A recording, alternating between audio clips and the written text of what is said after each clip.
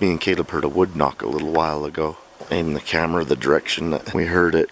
As a matter of fact, all day long, something on the left side of us. We've been hearing something move around and stuff, and it's, you know, on our way in, this direction was on our left side. It's actually north. We just heard a wood knock a little while before I started filming this scratched up tree. Here's another tree that's just been dug up by the bears. I mean, they kind of slide when they come down the trees and really just gash them up. But I don't know, I love finding bear activity. I mean, it's got some long slide marks.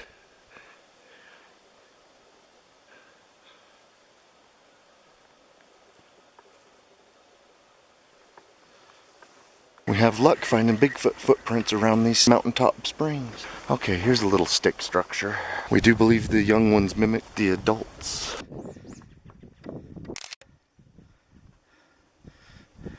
And that's exactly what a large scale adult one looks like. It even put the structure on the south side of the tree. When we find these large teepee structures, usually they put most of the deadfall that they shove up into the host trees, they put them on the south side, and this little one's no exception.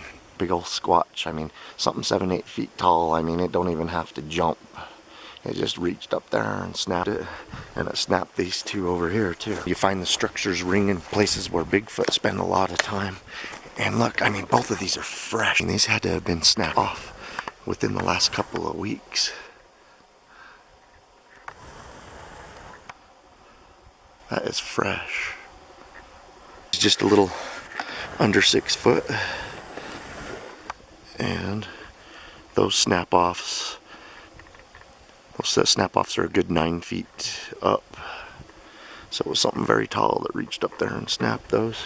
And something very tall and powerful that snapped that one.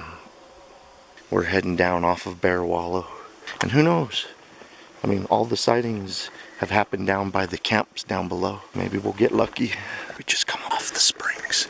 The springs are up that way up on the top. I missed it, but Caleb just heard a double wood knock up there. We did hear 2 good whoops while we were up there too. Me and Caleb both agreed that those whoops did not sound human either. When you get a wood knock, they sometimes wait 5, 10, 15, 20 minutes before they knock again. They're so patient, whatever it means. We're gonna GPS this one. This looks like the beginning of a structure. They got the host pine tree right there. And then, look, this was relocated. It did not grow here. Didn't even grow anywhere close to here. There's no stumps anywhere around. Something relocated it and shoved it up there along with a second one. There's 2 of them in this. So this looks like the beginnings to a structure.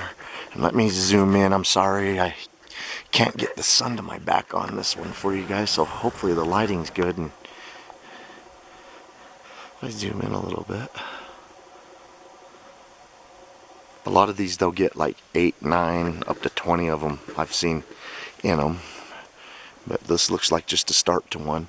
And we find these structures all over Bear Wallow, and they ring the mountaintop springs. Check out this awesome structure, folks.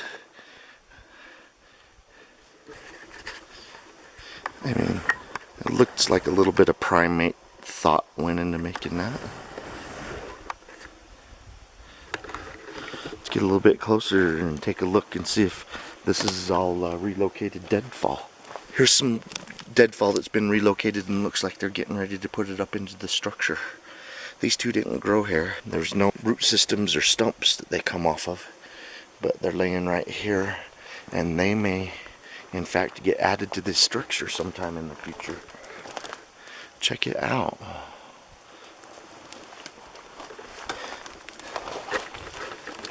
Bigfoot hotspot. And I love, look at the one with the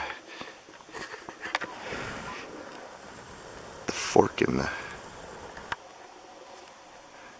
You find that a lot in structures. They'll throw one up there with a fork, or the host tree will have one, which makes it suitable to stack all these. These logs have been relocated.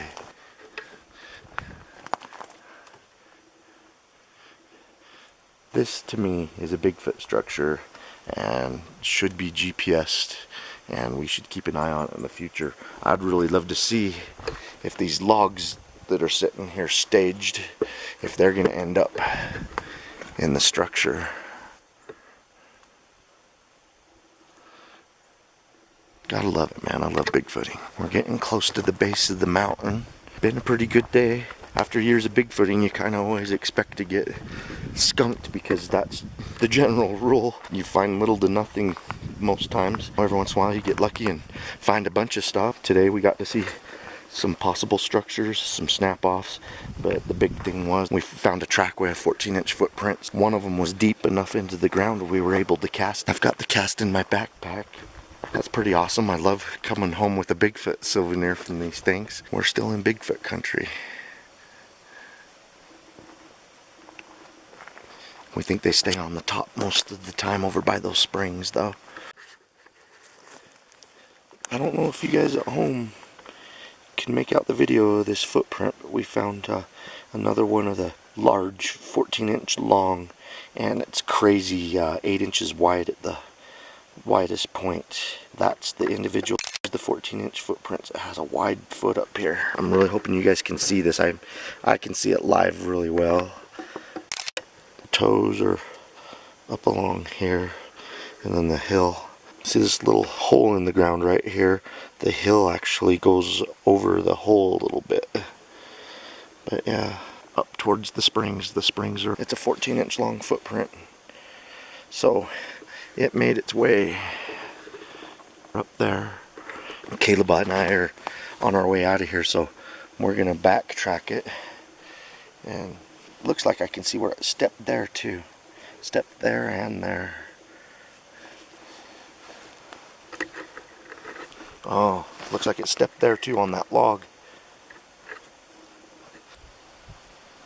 Heard a loud snapping noise.